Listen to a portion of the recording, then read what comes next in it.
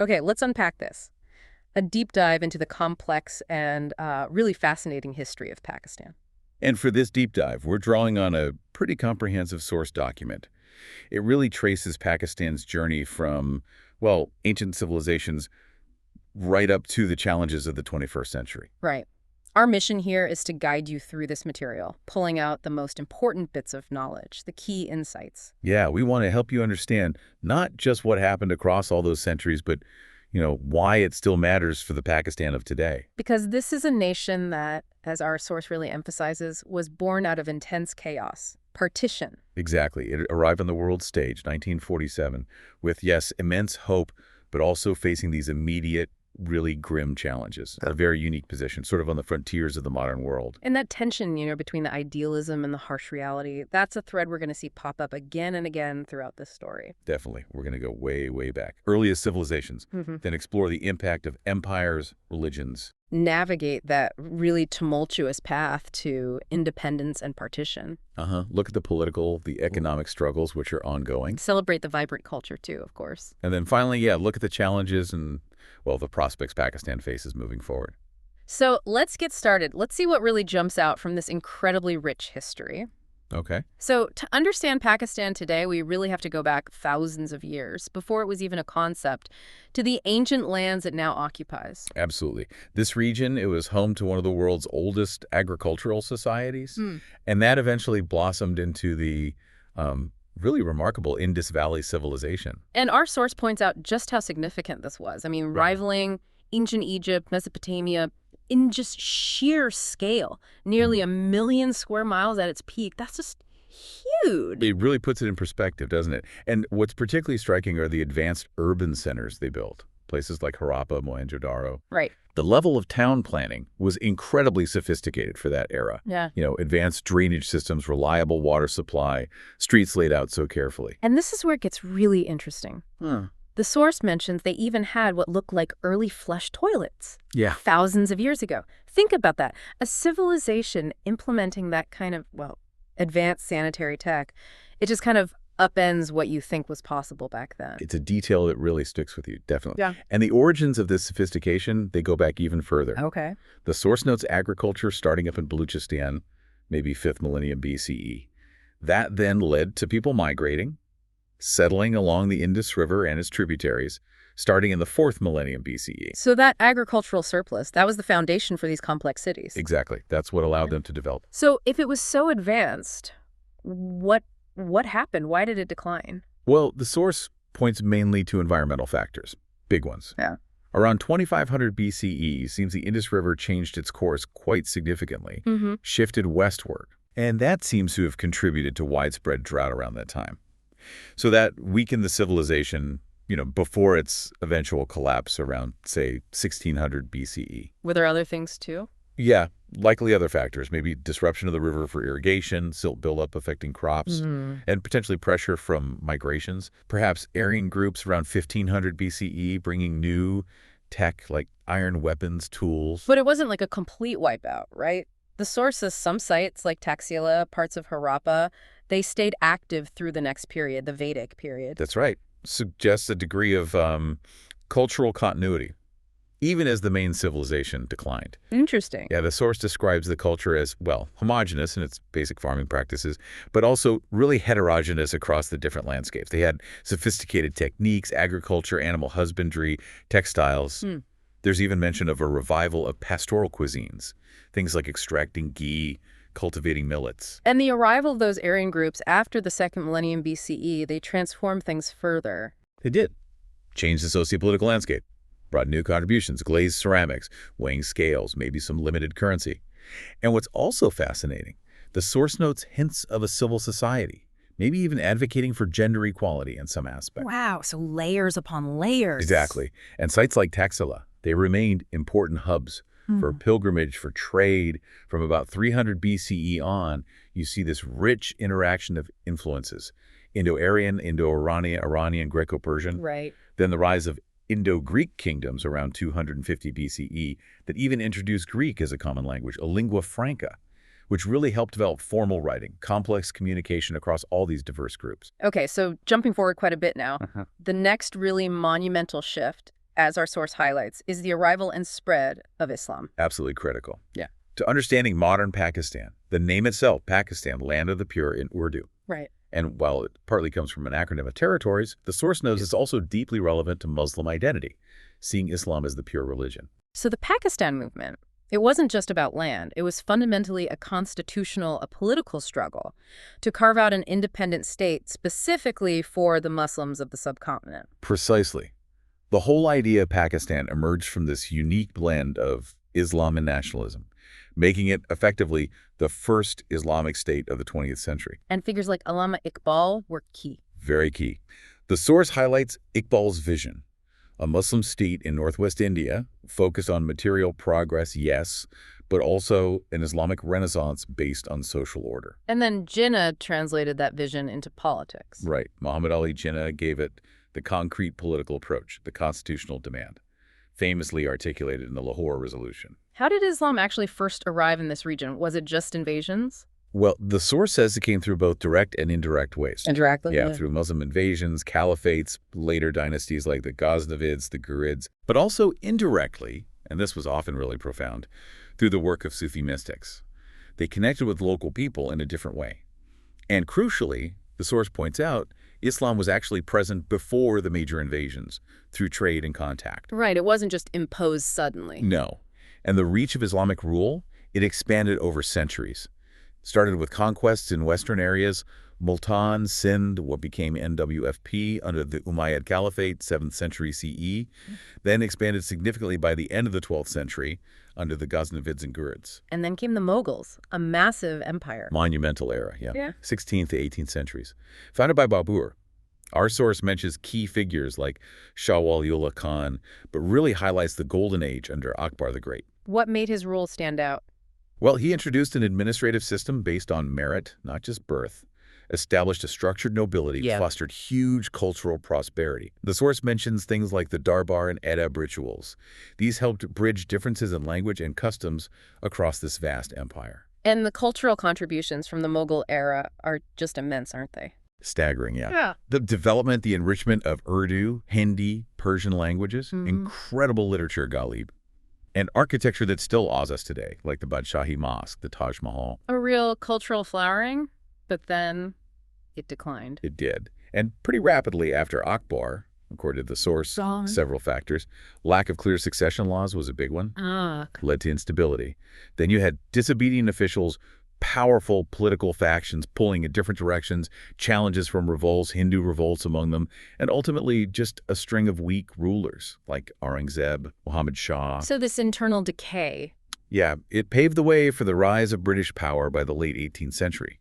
Though the source does note some Mughal administrative innovations actually lasted. Which brings us squarely into the colonial era, the British East India Company. It started as traders, but gradually asserted control, especially after the Battle of Plassey, and then became the actual rulers of India after the big revolt in 1857. Queen Victoria's proclamation, it talked about benefit and welfare for Indians. That was the claim. But the reality, as the source really underscores, was annexation of huge territories imposing British systems. They set up a political structure, provinces, legislative councils. And here's something the source flags as having a really profound, lasting impact. Separate electorates. Yes, this British policy.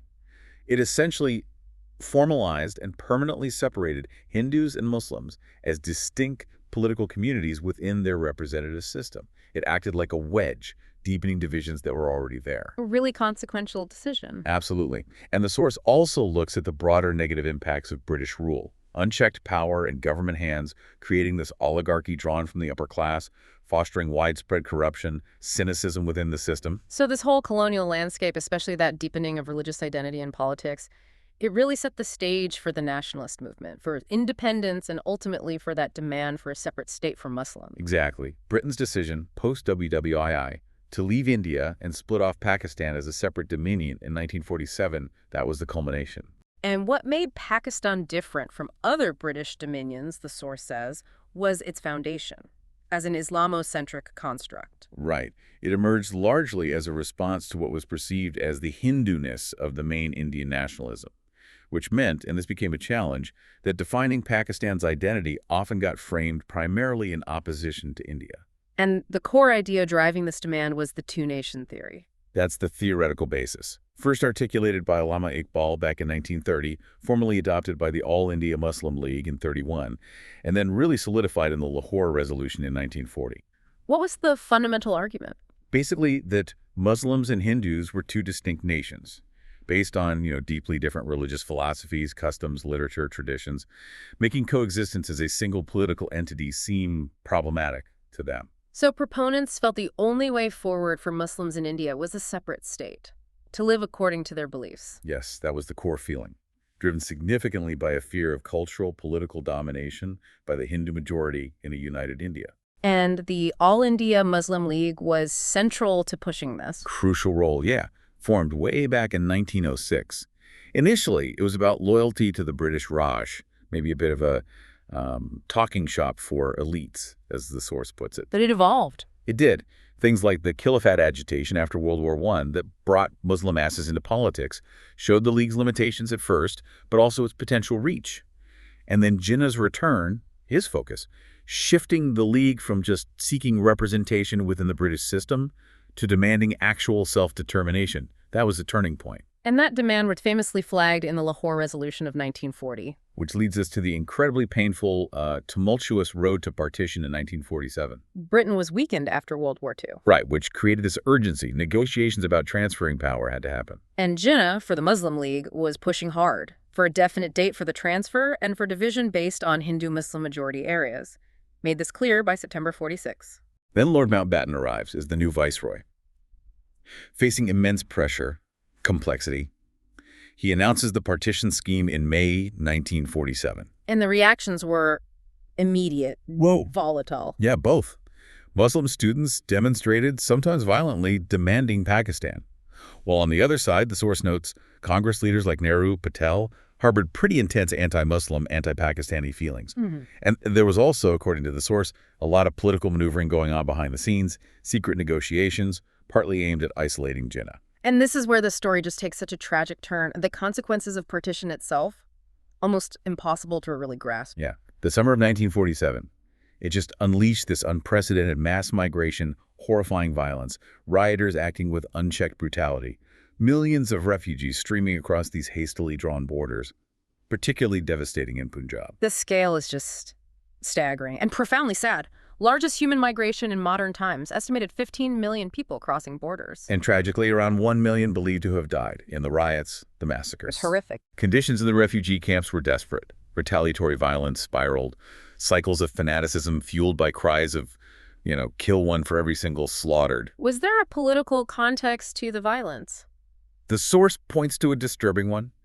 Leaders on various sides sort of marketing the idea of forced movement for safety, but underneath, currents of animosity, what's described as a vendetta with Muslims.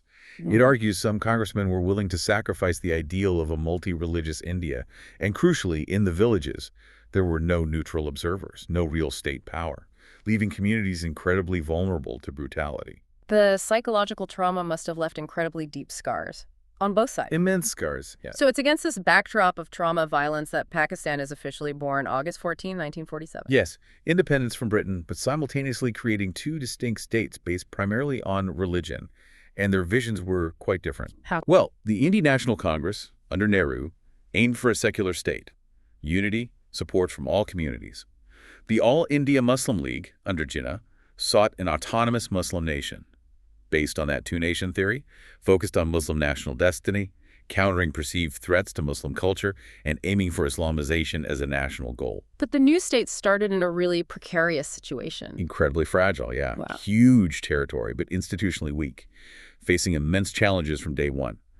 The source highlights losing industries, infrastructure, a severe lack of experienced people, admin, finance, police, basically starting from almost nothing. Formidable challenges right from the start. Absolutely. And despite the high hopes, the idealism of independence, the grim reality of nation building after such a traumatic birth, it set in fast.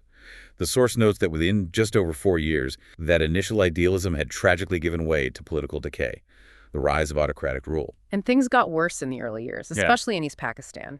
Yeah, particularly there, which later became Bangladesh.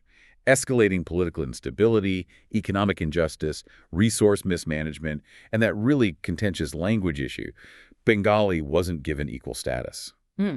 The source also mentions internal attempts to sow discord, trying to pit different regional identities referred to as pure packet nationalities like Biharis, Baluchis, Pathians, Sindhis against the Bengali nation. Aren't they adding to the instability? Definitely. Plus, Pakistani rulers and politicians are described as often prioritizing their own interests, maybe being too supportive of external influences, sometimes disregarding the national cause, breaking treaties because of internal fighting. Which brings us directly to maybe the defining feature of Pakistan's post-independence story: political instability and the huge role of the military. Yeah, the source paints a picture of a really turbulent history since 47. Frequent military coups, lots of rulers, but not much sustained development or stability. It describes the whole environment as one of politics of conflict. Right. A fractured political structure, arguably inherited and made worse under the British, leading to this chronic mess of factions, a deteriorating political landscape. So they couldn't build a cohesive national government. Struggled immensely. That inability, combined with power being handed largely to an entrenched aristocracy by the British, it created fertile ground for fundamentalism, its sectarianism, regionalism, malpractice. All of it took root. And the pattern became clear: coups, martial law. Military coups, martial law, rulers coming and going, the party system falling apart, populism, street protests, dissolving assemblies. It's been a recurring cycle. Let's look at a couple of the key military regimes the source mentions. Ayub Khan, starting in 58. Right. He came in with a coup, proclaimed an emergency, kicked out elected assemblies, ministers, banned political parties, jailed politicians. He called it controlled democracy. Yeah, it was his term, yeah. But effectively, he kept the power firmly in his own hands. The source notes that while his regime claimed big economic and social achievements, The reality was different. the argument is that the ruling class mostly benefited. The average person was largely left out. Media was tightly controlled. His power base was the military, obviously, but also significantly religious leaders and powerful business groups. Interestingly, the source says he was maybe a bit more friendly towards Bengali leaders. Compared to his predecessors, yes. Perhaps trying to avoid more alienation, gain broader support. Okay, then Zia-ul-Haq, starting in 77. His influence is described as maybe the most lasting. Arguably, yes. Under Zia, you see this really profound, deliberate partnership forged between the army and certain Islamic parties. Right. And this alliance cemented the idea of Pakistan as an Islamic and ideological state, made it central. He pushed an Islamization program. Widespread, yeah. New aims, policies, often conflicting with previous approaches. Some saw it as rescuing Pakistan from, decadence, secularism. But the source makes a strong argument that the regime used Islamic ideology extensively to justify its own illegal rule. And in doing so, Tragically, the source says it ignored Islam's crucial historical legacy. Its diversity, its nuance. So these long periods of military dominance, they've made it hard to get democracy going and keep it going. Extremely hard. The military, according to the source, is still deeply involved in politics today, often marginalizing civilian politicians, stifling dissent, influencing the press. After 1971, the loss of East Pakistan, there were efforts towards democracy, a new constitution. There were. Groundwork was laid. The 1973 Constitution was significant. Attempts at regular elections, though often held under the Army's shadow or direct control. The military leadership reportedly blamed civilian politicians for the 71 defeat and took, extreme measures against them. But key figures did emerge in the democracy movement. Benazir Bhutto, for instance. Very prominent, yes. Daughter of Zulfikar Ali Bhutto, who was executed. She faced arrests, exile. Her return in '86 was powerful, put her right at the forefront of the movement for the restoration of democracy, the MRD, which notably brought together rival parties against military rule. What about the political parties themselves, when not under direct military rule? Well, the source notes they emerged back under the British, like the INC, the Muslim League, played a vital role in independence.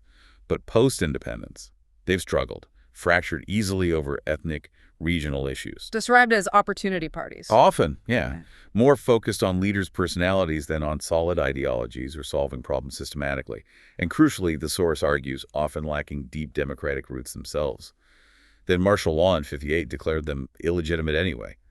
Suppressed democracy, leaving the military and the bureaucracy really in charge. Okay, moving into the 21st century now, Pakistan still faces this range of profound, interconnected challenges. Our source details several key ones. A major one is the ongoing education crisis. Yeah.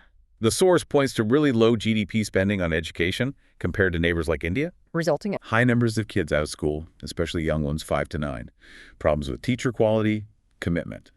Plus, lots of private schools popping up, which creates more social division. And political instability just makes everything worse. So there's a need for a workforce for the modern economy. Yeah. And funding. Clearly. And uniform tax policies to actually fund public education properly. Terrorism and security also remain huge threats. Pervasive, yeah. Affecting almost everything.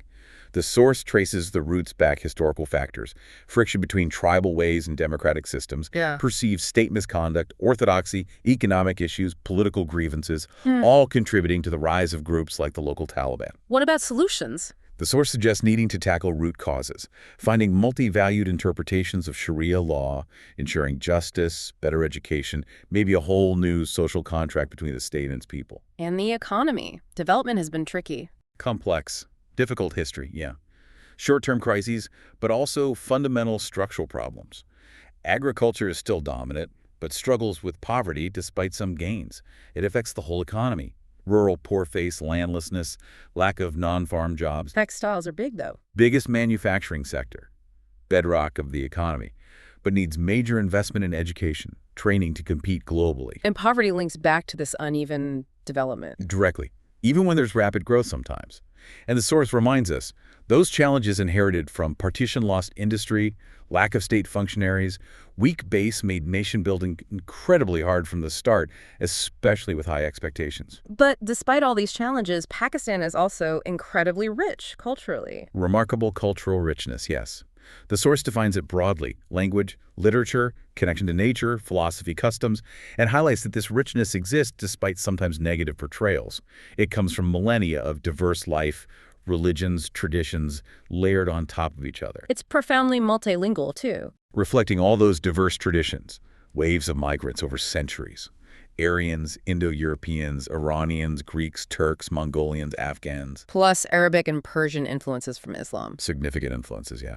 Then the British brought Urdu, Hindi, English. Today, Urdu and English are national official languages. But the source notes regional languages were historically neglected, though there's growing interest now. And a long history of writing, too, back to the Indus Valley. Very long. That Indus Valley script, around 2500 BCE, still mostly undeciphered, but shows sophisticated communication early on. Later influences from Arabic, Persian, Greek scripts, too. The region's been a place of significant semiotic development for ages. Arts and music are prominent as well. Very prominent. Rich traditions in architecture, decoration, pottery, calligraphy, painting, textiles, formal gardens, and Sufi music, qawwalis, internationally known, plus vibrant regional folk and Sufi traditions, Punjab, Pashto areas. Religious music, too. Not Azadari, yeah. And dramatic arts, a lively film industry, local theater forms. It all adds layers. The women's rights movement also has a long history there. Long and impactful. Gained real momentum around independence. The source distinguishes between elite women focusing on political issues, public space, challenging laws, and working-class women, more involved in social welfare. And the outcome of decades of struggle. Important laws passed, institutions like family courts established, but the source notes the contemporary struggle is often about enforcing those laws. They sometimes seem like a paper tiger. Why is that? The source suggests the government sometimes shelters behind interpretations of Islam, culture, social norms, leading to what it calls alarming consequences: marriage, divorce, inheritance, dignity issues.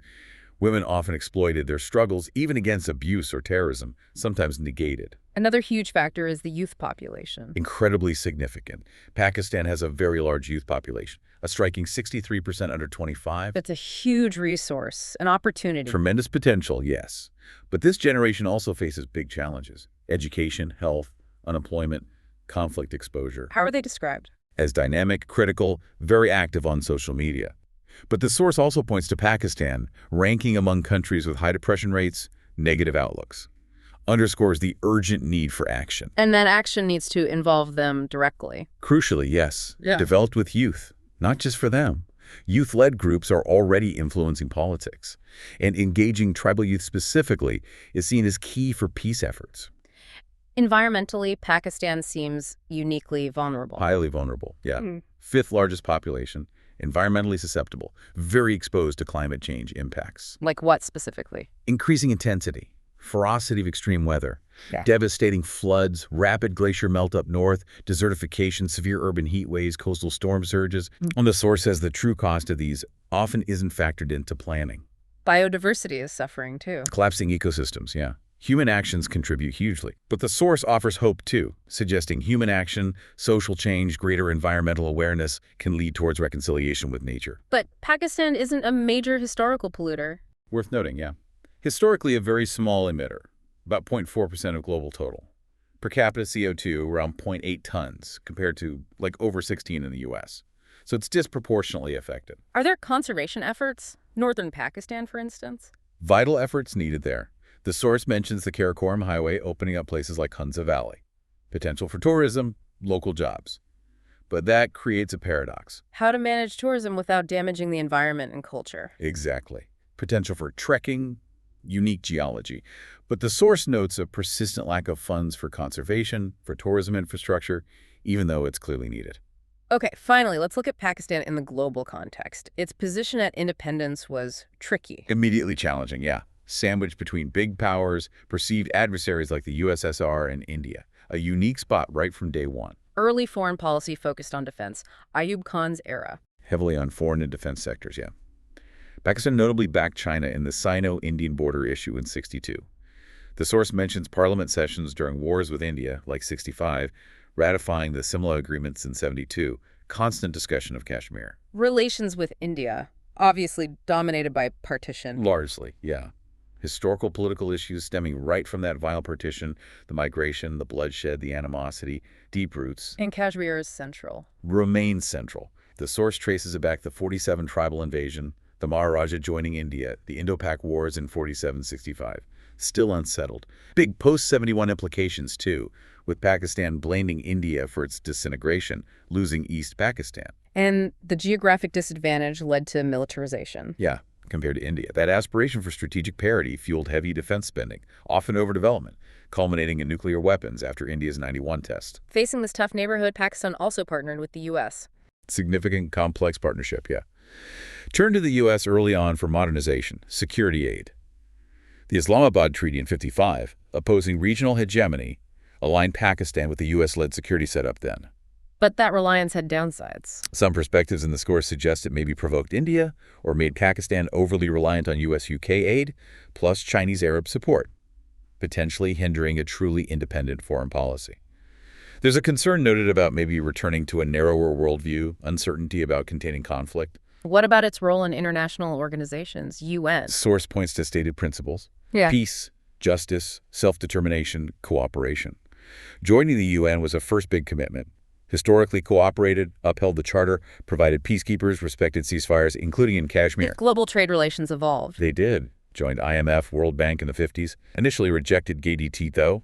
Widened trade over time, USSR, Eastern Europe, China, Japan, SEP Asia. Regional bilateral deals. Efforts to expand trade with the West. Yeah, opening commercial consul offices in U.S. Europe, simplifying bank rules for foreign trade. So, as we look towards the future now, what are the key prospects, the challenges, based on this source material?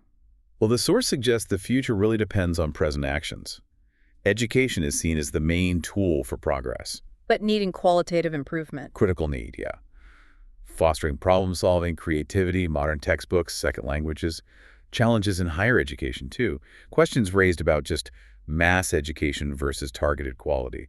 There's even a note about suggesting good schools for government kids, hinting at disparities. Economically, there's been growth, but questions remain. Right. Robust growth, sometimes, maybe 6% GDP recently. Macro position improved. But sustainability is questioned. Often consumption-based growth, potential asset bubbles, and being a small, open economy makes it vulnerable. Global inflation, energy, food prices. There's a development paradox. That's how the source puts it. The issue isn't just how to grow, but this recurring stop-go cycle, and a missing link translating that high-level growth down to the community, individual level. Big challenge employing the rising labor force. Educated, skilled people often wasted. Governance issues are key. Fundamental. Need to get the basics right first. The source notes that lots of aid over decades hasn't always led to sustainable growth, often short booms, then worse phases. The source also reflects on Pakistan's unique creation story. Yeah, those traumatic, complex origins shaped by powerful forces. It emphasizes that just existing wasn't a guarantee of survival. the nations had to constantly strive to turn things around Both internally and externally. simultaneously. Internally, nation building, state structure, admin, unifying a diverse culture, all with high expectations. Externally, establishing its status, navigating diplomacy. Its position sometimes opposed both U.S. and Russia due to their shared interest against China, contributing to Western diplomacy, though not always straightforwardly aligned. So wrapping up this deep dive, it's clear Pakistan's journey since 47 has been, well, undeniably tumultuous. Marked by that chaos of partition, the violence, the loss, recurring political instability, military interventions, leading to the ongoing challenges today. And that initial dream, the aspiration for an oasis of peace and prosperity, it's constantly clashed with these difficult realities. Yeah, on the ground and in the region. Yet, what also really comes through from this source material is a sense of remarkable resilience. Yeah. And this deep, enduring cultural richness that persists despite everything. Absolutely. The outcome of all these layered past events, it continues to fundamentally shape the nation's politics, its economy, its future prospects. So for you, the listener, thinking about this incredibly long, complex history from ancient civilizations through empires, Islam's arrival, colonial rule, that traumatic birth, the decades of struggle since, what single factor do you think has been the most impactful in shaping Pakistan's identity today, and why? That's a big question. Lots to consider there. History versus ideology. Internal factors versus external. It's something this deep dive definitely leaves us thinking about.